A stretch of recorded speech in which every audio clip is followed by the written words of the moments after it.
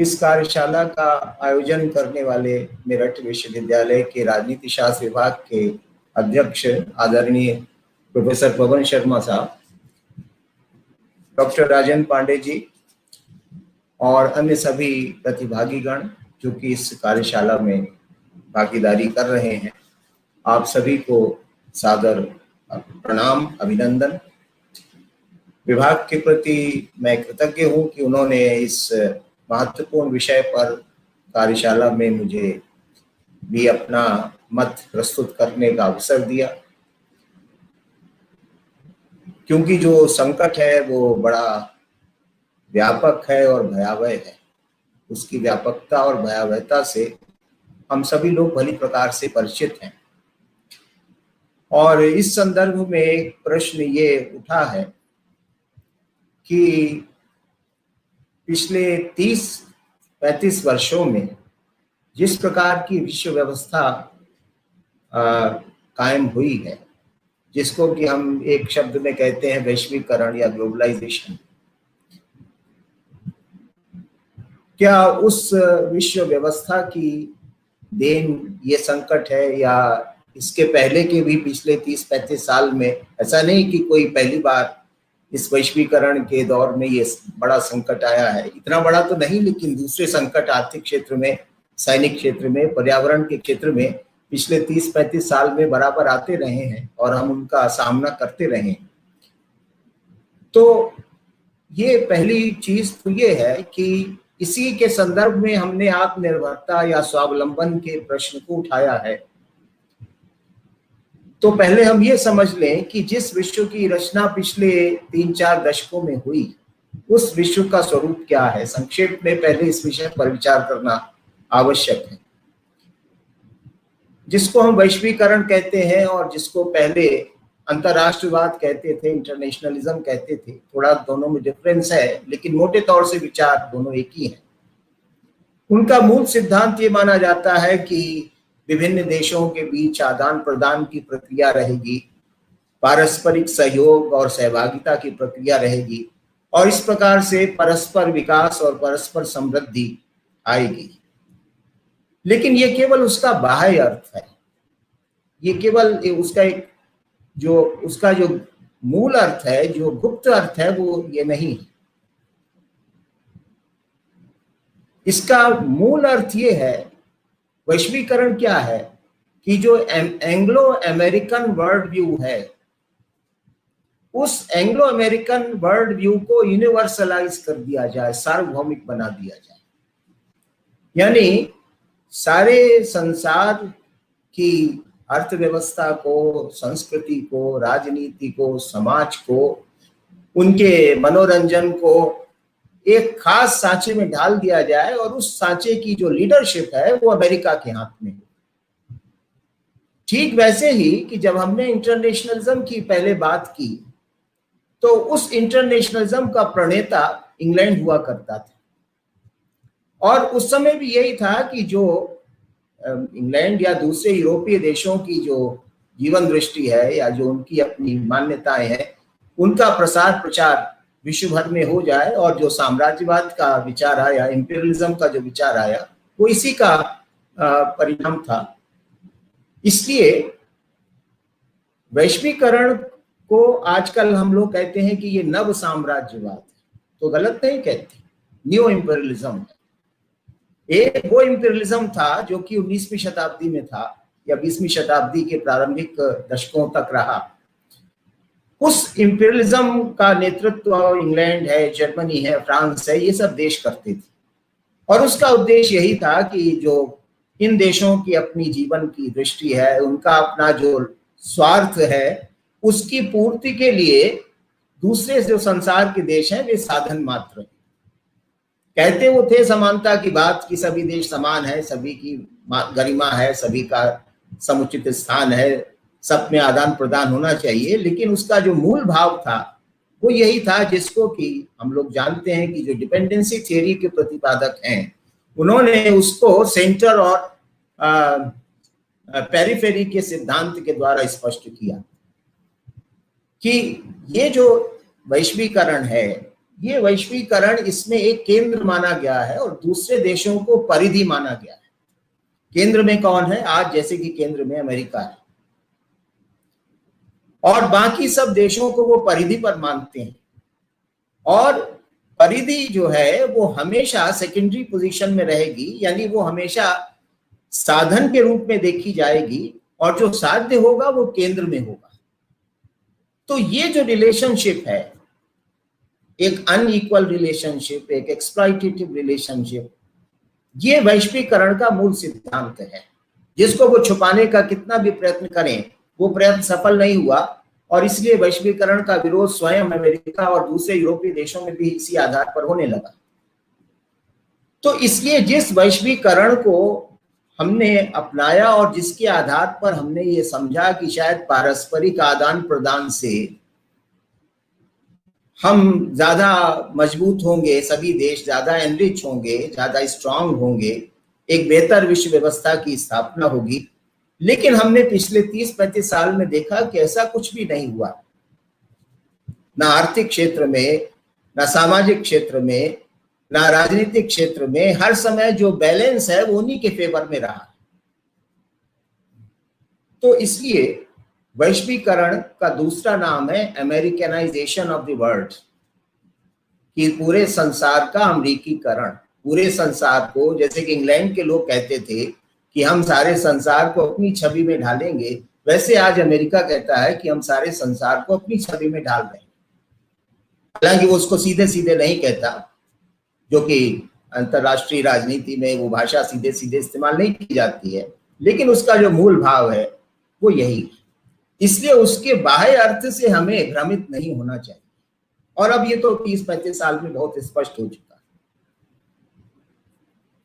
तो प्रश्न ये उठता है, अच्छा अब ये है कि कोविड-19 का जो घटनाक्रम हुआ, इससे एक चीज ये जो अभी तक हम लोग ग्लोबल विलेज के विचार को सेलिब्रेट कर रहे थे और सोच रहे थे कि दुनिया जो है वो इतनी नजदीक आ गई है और नजदीक आने के इतने फायदे हैं, अब इस कोविड-19 ने ये भी स्पष्ट कर दिया कि ग्लोबल विलेज के खतरे क्या है, उसकी कीमत क्या है, ये भी अब स्पष्ट हो गया। आपने देखा कि चीन के एक दूरस्थ प्रांत में जो बीमारी पैदा हुई, उसने कितनी जल्दी सारे विश्व को अपनी चपेट में ले लिया। ये भी तो वैश्वीकरण की ही तो देन है ना, कि दुनिया इतनी नजदीक आ गई है। संचार यातायात के साधनों में जो क्रांति आई है, उसने संसार को इतना निकट एक दूसरे के ला दिया है कि अगर कोई भी दुर्घटना एक भाग में घटित होती है, कोई भी छल कपट एक भाग में होता है, कोई भी गलत निर्णय विश्व के एक भाग में होता है, तो उसकी फसल सारे संसार को काटनी पड़ती है। ऐसा नहीं कि केवल वहां तक लोकलाइज्ड था मामला। जैसे कि पहले कोई समस्या होती थी तो वो लोकलाइज्ड रहती थी, और वो लोकलाइज्ड होती थी इसलिए उसको टैकल करना, उसका समाधान करना आसान होता था। और फिर दूसरे लोग उसकी सजा, दूसरे लोग उस गलत निर्णय की सजा क्यों भुगते हैं जिनका उससे कोई लेना देना नहीं।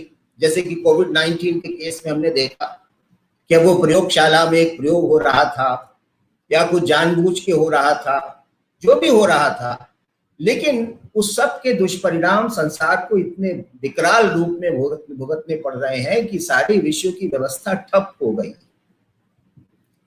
जो हम इतना कहते थे कि संसार जो है वो बहुत तेजी से एकीकृत हो रहा है, तो वो संसार बड़ी तेजी से ठप भी हो गया, पूरा संसार ठप हो गया। ये भी इसी वैश्वीकरण की देन है। और दूसरी, इस वैश्वीकरण ने राष्ट्रों को कितना असहाय बना दिया है, कितना हेल्पलेस बना दिया है, इसका सबसे बड़ा दृष्टांत तो स्वयं इसका जो मुख्य प्रतिपादक है अमेरिका, उसको देखकर आप अंदाजा लगा सकते हैं कि जिसको अपनी मेडिकल इक्विपमेंट के लिए, मेडिसिन के लिए, जिसको गुहार लगानी पड़ी भारत और दूसरे देशों से कि भाई हमारे यहाँ तो कुछ है ही नहीं, क्योंकि हमने तो वैश्वीकरण के दौर में ये सब काम चीन के हवाले छोड़ दिया था। तो ये एक सच सामने आया कि जो ऊपरी चमक दमक थी, वो ऊपरी चमक दमक अंदर के खोखलेपन को ढकने का काम कैसे कर रही थी।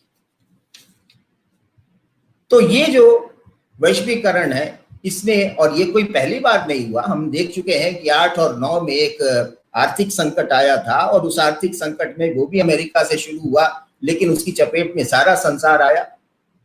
फिर हमने देखा कि आतंकवाद एक क्षेत्र से शुरू हुआ और धीरे धीरे इसी वैश्वीकरण की बैसाखी को पकड़कर वो सारी दुनिया में व्याप्त हो गया। और इसके पहले भी चीन से कई बीमारियां, सार्स और क्या क्या बीमारियां वहां से हुई, जो कि धीरे धीरे इतनी तो नहीं फैली जितनी कि ये कोविड-19 में हुआ है, लेकिन उनका प्रसार प्रचार काफी हुआ था और उसके दुष्परिणाम भी काफी भुगतने पड़े थे।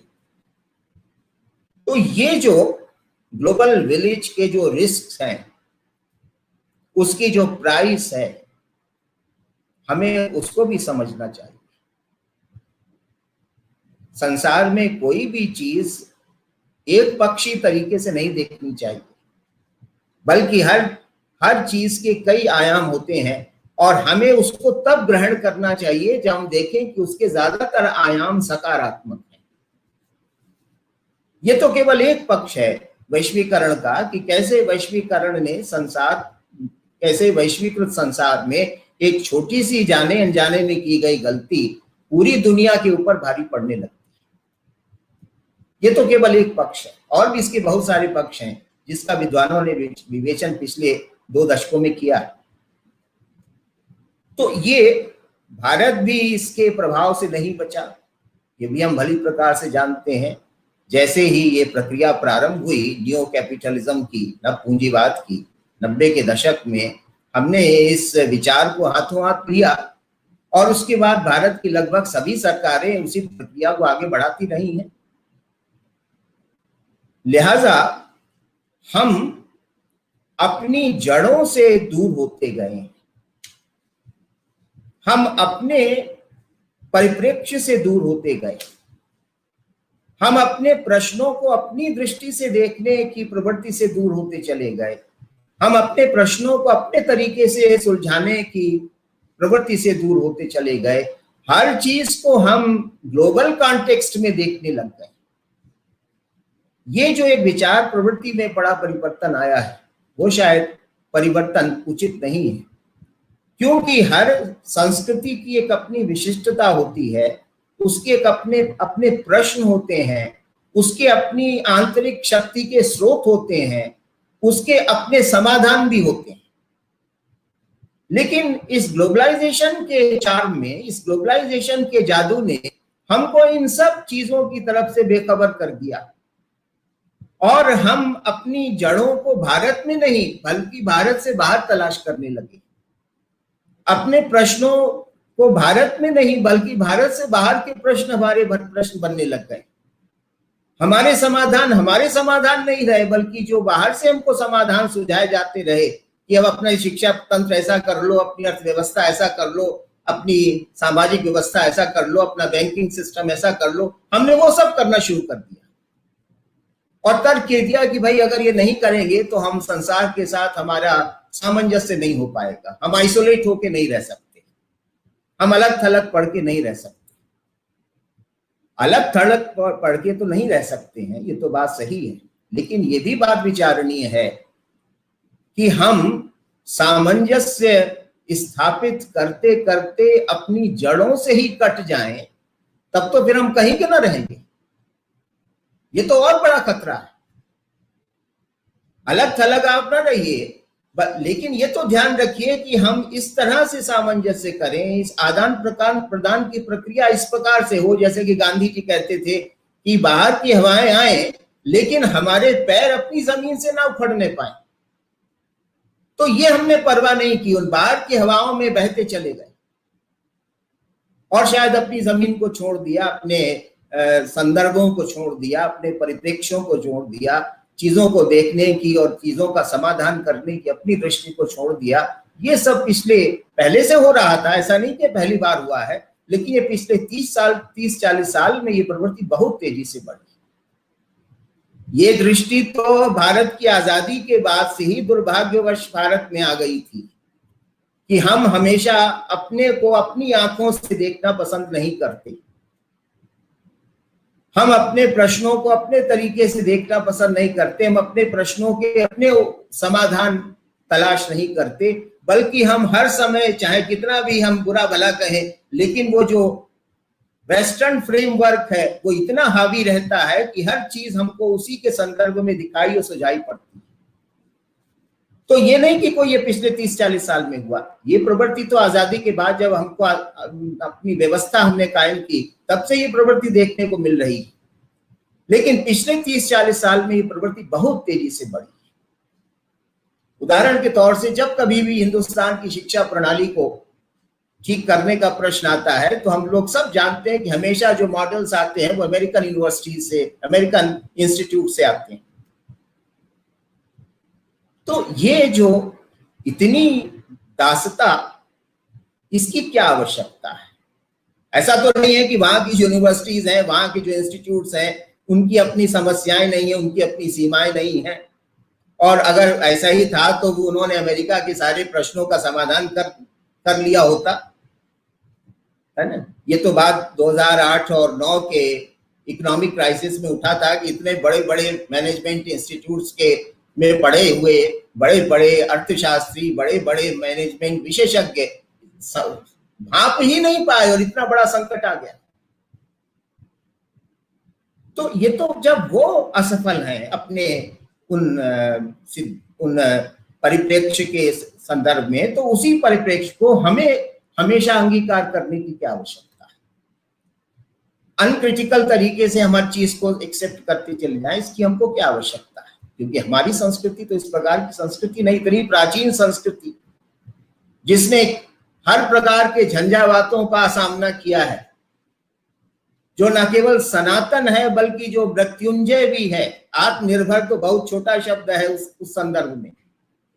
हमारी संस्कृति न केवल सनातन संस्कृति है बल्कि मृत्युंजय संस्कृति है। भारत की संस्कृति तो वो संस्कृति है जहां पर आप योग बल से, ज्ञान बल से मृत्यु पर भी विजय प्राप्त कर लेते हैं। ऐसी विराट संस्कृति अगर इतनी मुखापेक्षी हो जाए किसी दूसरे की, इतनी परावलंबी हो जाए, इतनी परांगमुखी हो जाए कि हर समय हम यूरोप को, अमेरिका को देख रहे हैं हर मॉडल के लिए, तो इससे बड़ी और पॉवर्टी क्या हो सकती है? इससे बड़ी दरिद्रता और क्या हो सकती है किसी राष्ट्र की? तो इसलिए पहली बात तो ये है कि इस कोविड-19 ने थोड़ा हमको झकझोरा है।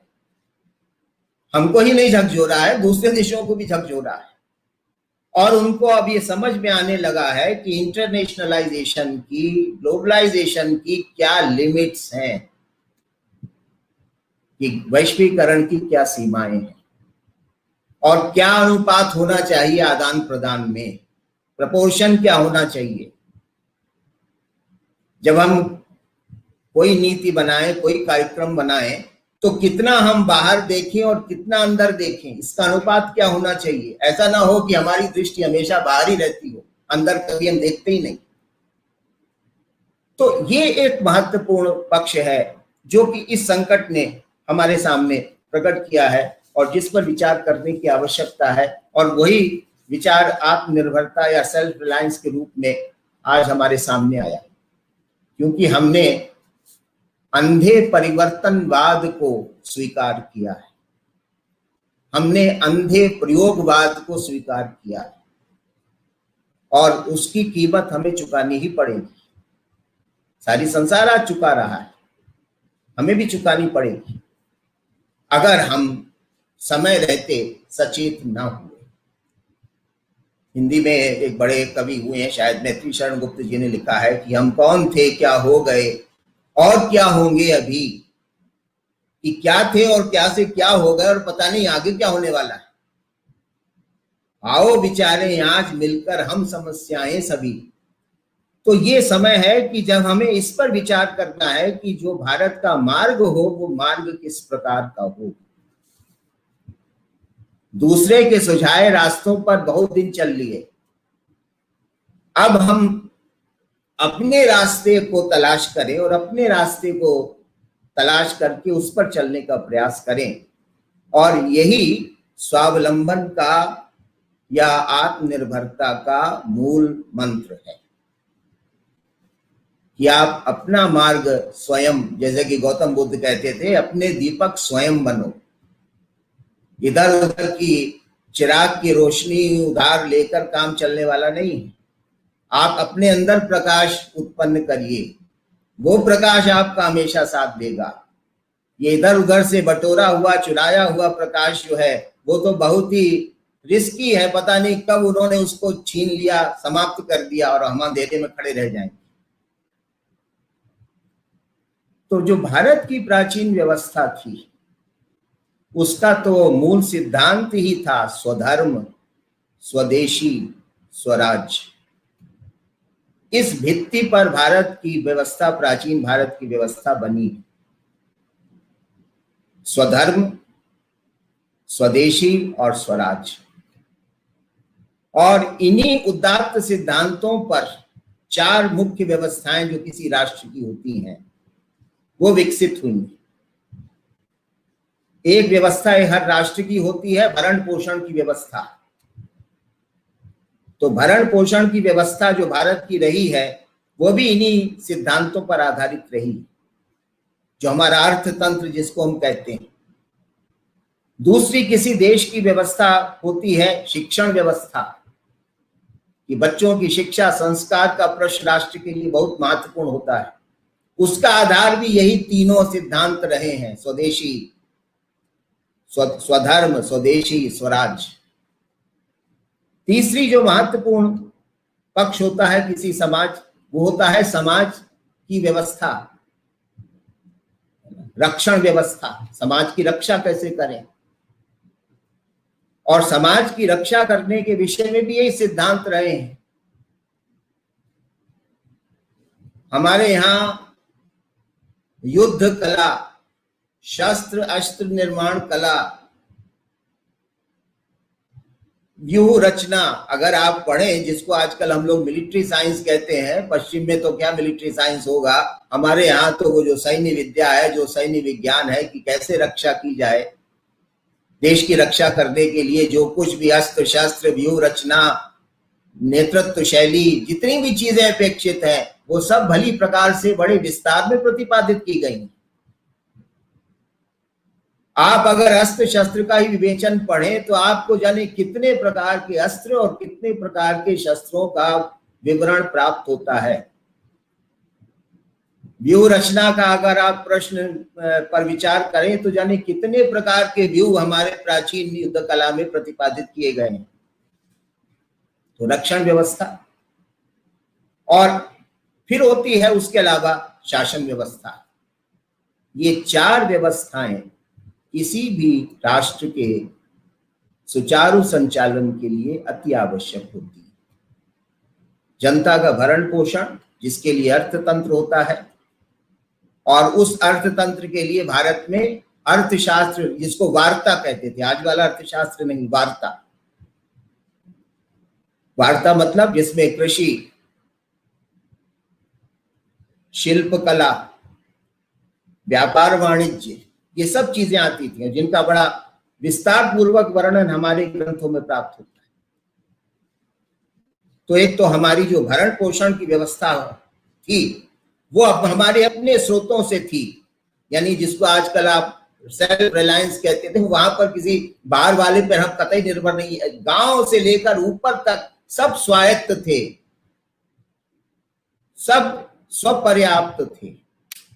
भारत के गांव भी दूसरे गांव से भी कुछ लेन देन ज्यादा नहीं करता था, वो अपनी आवश्यकताओं की पूर्ति अपने प्रयासों से कर लेता था, अपने संसाधनों से कर लेता था।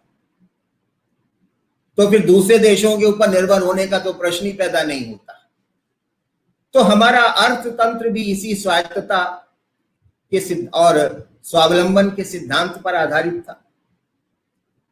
हमारा जो शिक्षण तंत्र था, जो गुरुकुल थे, जो विश्वविद्यालय थे,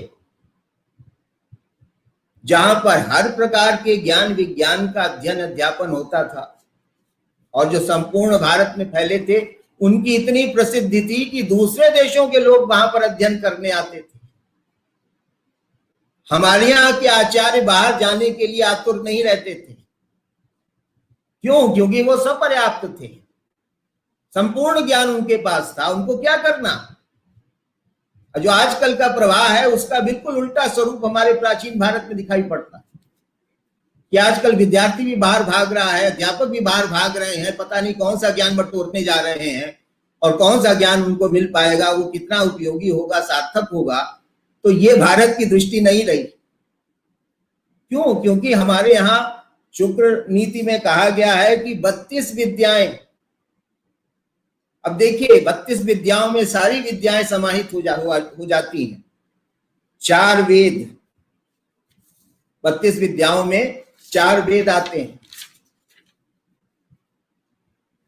फिर उपवेद, 4 उपवेद, 6 वेदांग यानी वेद के 6 अंग माने गए, षड दर्शन, 6 दर्शन, सांख्य, वैशेषिक, योग वगैरह, इतिहास, पुराण, अर्थशास्त्र, काम शास्त्र, शिल्प शास्त्र, काव्य इत्यादि, ये सब मिलाकर शुक्र ने कहा है ये 32 विद्याएं होती। और इन 32 विद्याओं के तमाम ग्रंथ आज भी मिलते हैं, जिसमें कितनी बारीकी से चीजों का विश्लेषण विवेचन है, ये पढ़ के चमत्कृत आदमी हो जाता है। 64 कलाएं, ये भारत के गुरुकुलों में, भारत के विश्वविद्यालयों में इनका अध्ययन अध्यापन होता था। 64 कलाएं। कौन कौन सी कलाएं? रत्न शास्त्र, रत्नों के ऊपर बड़े विस्तार से विश्लेषण विवेचन मिलता है। किस रत्न की क्या प्रकृति है, क्या प्रभाव है, कहां पर उसका प्रयोग करना है, कहां पर उसका प्रयोग नहीं करना है, रत्न शास्त्र। चित्र विद्या, जिसको आजकल हम लोग चित्रकला कहते हैं। लोह क्रिया, चर्म क्रिया, पशुपालन, कृषि, सामुद्रिक विद्या, नाट्य कला, लिपि कर्म यानी जो कैसे अच्छा लिखा जाए, ये भी एक कला है, सुलेख जिसको आजकल हम कहते हैं। इस तरह से और भी बहुत सारी, इस तरह से 64 कलाओं का वर्णन है। और ये सब बाकायदा इनका पठन पाठन होता था। इनके जानकार पूरे देश में इन विद्याओं और कलाओं के आपको मिलते थे। हर भारतीय किसी ना किसी विद्या और कला में प्रवीण होता था, दक्ष होता था। ये हमारी आत्मनिर्भरता का स्वरूप था।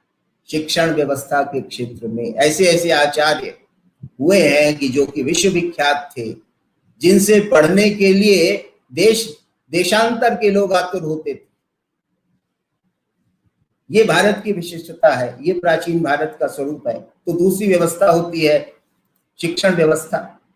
रक्षण व्यवस्था के विषय में हमने आपको बताया कि जो राजशास्त्र की में जो राज्य के सप्तांग बताए गए हैं, उस सप्तांग में एक है बल, यानी राज्य की जो सैन्य संरचना है वो किस प्रकार की होनी चाहिए। और अगर हम उसको पढ़ें तो कितने विस्तार से सेना के विभिन्न पक्षों का, कितने प्रकार की सेना होती है, कितने प्रकार के रथ होते हैं, गज सेना का वर्णन, अश्वारोहियों का वर्णन, अश्वों का वर्णन, अश्व कितने प्रकार के होते हैं, किस प्रकार के युद्ध में किस प्रजाति के अश्व का इस्तेमाल हो, अभी हमने बताया, अस्त्र शस्त्रों का वर्णन, और जाने कितनी चीजों का इतना विस्तार पूर्वक वर्णन। महर्षि अरविंद ने लिखा है कि भारतीय मनीषा जिस क्षेत्र में प्रवेश कर जाती थी, हजारों किलोमीटर दूर चलती चली जाती थी, उस क्षेत्र का कोई छोटे से छोटा अंश भी अज्ञात नहीं रहता था। तो हमारी रक्षण व्यवस्था इतनी, और फिर जो किले आज भी हमको मिलते हैं, जिनके अवशेष, भग्नावशेष मिलते हैं, उन किलों को देखकर आप अनुमान लगा सकते हैं कि क्या भारत में किलों की रचना होती थी। ऐसे ऐसे कारीगर, ऐसे ऐसे शिल्पी, ऐसे ऐसे श्रेष्ठ शासक कहां से आते थे। महाराष्ट्र के किलों में अभी भी उन लोगों के वंशज हैं कि जो किले पर ऐसे चढ़ जाते हैं जैसे कि स्पाइडरमैन आपको कल्पना लोक में दिखाई पड़ता है। किले की दीवार पर, खड़ी दीवार पर वो चढ़ते चले जाते हैं। ये कला थी। अभी भी उनको वंशज महाराष्ट्र में मिलते हैं। जैसे कि एक छिपकली दीवार पर चढ़ती है, वैसे लोग क्योंकि दुर्ग को अगर जीतना होता था तो दुर्ग को जीतने के लिए फिर आपको गुपचुप तरीके से चढ़ना होता था, और वो ऐसे चढ़ते चले जा रहे थे जैसे कि हम लोग मैदान में दौड़ते हैं। तो ये सब कलाएं, ये सब श्रेष्ठताएं कहाँ लुप्त हो गई, कहाँ चली गई? तो इसलिए रक्षण व्यवस्था भी के क्षेत्र में भी भारत ने विशाल प्रगति की थी। उसको कहीं किसी पर निर्भर नहीं होने की जरूरत थी, कहीं किसी की तरफ हाथ फैलाने की, झोली फैलाने की जरूरत नहीं थी। उसको सारी व्यवस्था का, रक्षा व्यवस्था का संपूर्ण ज्ञान था। और फिर अंतिम चीज होती है शासन व्यवस्था, और उसके लिए राजशास्त्र है। राजशास्त्र पर अभी 20वीं शताब्दी तक बड़े बड़े श्रेष्ठ ग्रंथों की रचना होती रही। भगवान शिव जो कि पहले रचयिता है राजशास्त्र के, वैशालाक्ष, वहां से राजशास्त्र का प्रारंभ माना जाता है। और अभी 20वीं शताब्दी तक राजेश्वर शास्त्री द्रविड़ जो कि 20वीं शताब्दी के बहुत बड़े राजशास्त्री हुए, उन तक वो परंपरा निर्विघ्न रूप से जारी रही है। राजशास्त्र के ऐसे श्रेष्ठतम ग्रंथों का प्रणयन हुआ कि शासन व्यवस्था कैसे चलाई जाए। लोग कहते हैं कि पॉलिटिकल साइंस नहीं थी भारत में। मैक्स मुलर ने कहा, और मैक्स मुलर की बात को हम सब लोग दोहराते रहे, कि अध्यात्म तो था लेकिन बाकी कुछ नहीं था। तो ये जो हमें अपनी संस्कृति के प्रति जो उदासीनता का भाव है, कि जो ब्रेन वॉशिंग हो गई, थोड़ा उससे मुक्त अगर हम हो सकें तब तो इन सब चीजों की तरफ जा पाएंगे। तो राजशास्त्र था, और बड़े बड़े प्रतापी सम्राट हुए। न केवल राजनीति का सिद्धांत था बहुत विशद, बल्कि उस सिद्धांत के आधार पर राज्य और साम्राज्य स्थापित करने वाले बड़े प्रतापी शासक भी थे, जिनके नाम वस्तुतः भारत में राजशास्त्र को आज पढ़ानी चाहिए, और जिनके किस प्रकार के वो कैसे प्रतापी शासक थे, जो इंद्र से भी युद्ध कर लेते थे, जिनसे इंद्र भी घबराता था। तो इसलिए राजशास्त्र के क्षेत्र में, शासन शास्त्र के क्षेत्र में भी हमारे यहाँ पूरी भरपूर सिद्धांत था, और उस भरपूर सिद्धांत के आधार पर संचालन, अभी आप जानते हैं कि भारत की आजादी तक भारत में जो देसी रियासतें थी वो इसी राज व्यवस्था के आधार पर संचालित होती थी। ये वेस्टमिंस्टर कॉन्स्टिट्यूशन वहां पर नहीं था। उनकी जो देसी रियासतों की शासन प्रणालियां जो थी वो उन्हीं भारतीय राजशास्त्र के सिद्धांतों से संचालित होती थी। तो हमने, जैसे कि गांधी जी कहते हैं कि पश्चिम ने हमें नहीं परास्त किया, हमने पश्चिम के हाथों बिकना स्वीकार किया। अंग्रेज भारत में नहीं आए, हमने उनको बुलाया भारत। क्यों? क्योंकि हमें ये जो अपनी गौरव गाथा है इसको हम विस्मृत कर गए, इससे हमारा विश्वास हिल गया, और हम पश्चिम के जो सिद्धांत हैं उनमें अपना श्रेयस ढूंढने लगे। तो ये प्राचीन भारत की व्यवस्था संक्षेप में मैंने आपको बताई। अब प्रश्न ये है कि आज हम जब स्वदेशी और स्वराज, आजकल का ये संभव है? क्योंकि प्रश्न उठता है, लोग कहते हैं भाई आजकल तो ये पॉसिबल नहीं, आज तो ये संभव नहीं है। अब वो 3री 4थी शताब्दी का भारत नहीं है, अब 21वीं शताब्दी का भारत है। अब वो दुनिया बहुत बदल चुकी है, ठीक बात है। तो इसलिए अब आत्मनिर्भरता आप अपने शुद्ध रूप में नहीं अपना सकते। आपको आदान प्रदान की प्रक्रिया को स्वीकार करना ही पड़ेगा। अब विश्व की संरचना इस प्रकार की हो चुकी है, लेकिन इसमें हमें अनुपात को ध्यान में रखना पड़ेगा। अगर हम अनुपात को ठीक रखें, अपने पक्ष में रखें, तो आज की परिस्थिति में आत्मनिर्भरता यही है कि अगर हम 20 वहां से लें तो 80 हमारा अपना हो, अगर हम 25 वहां से लें तो 75 हमारा अपना हो। ये जो प्रपोर्शन है, ये प्रपोर्शन अगर हम बना के रख सकें तो आज की परिस्थिति में इतना तो हमें करना ही चाहिए। और दूसरी बात, ये आत्मनिर्भरता का प्रश्न क्षणिक और तात्कालिक नहीं होना चाहिए। या संकट में ग्रस्त है, आपद धर्म है, तो अब इसके हमको याद आ गई। ये तो वस्तुतः किसी राष्ट्र के निर्माण का केंद्रीय सिद्धांत है, जिसको कोई भी पार्टी की सरकार हो, कोई भी दौर हो, जिसको कभी विस्मृत किया ही नहीं जा सकता। ये तो जिसको कहते हैं कि रिसर्च मेथोडोलॉजी में कहते हैं कि कांस्टेंट है, कि ये तो एक कांस्टेंट है हमारी नेशनल लाइफ का, कि हम हमेशा अपने मूल स्वरूप में स्थित रहते हुए आदान प्रदान की प्रक्रिया को अपनाएं। आप लोगों ने अवसर दिया, इसके लिए धन्यवाद।